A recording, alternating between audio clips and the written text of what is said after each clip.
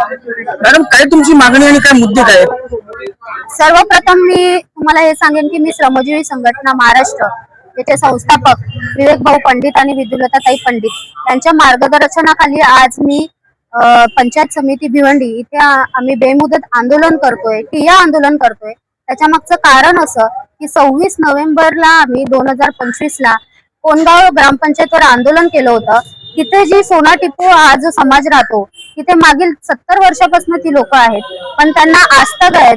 ग्रामपंचायतने घरपट्टी दिलेली नाहीये, घरपट्टीसाठी ते नुसते फिरव करतायत आणि त्यासाठीच आज आम्ही पंचायत समितीमध्ये शेवटी आम्ही ग्रामपंचायतला पत्रव्यवहार करून आणि बाकीच्या सगळ्या गोष्टी करून थकलो आणि आज आम्ही पंचायत समिती इथे आलेलो आहे।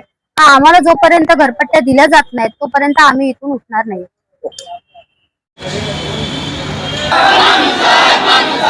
घरपट्टी आम्हाला मिळालीच पाहिजे, घरपट्टी आम्हाला मिळालीच पाहिजे।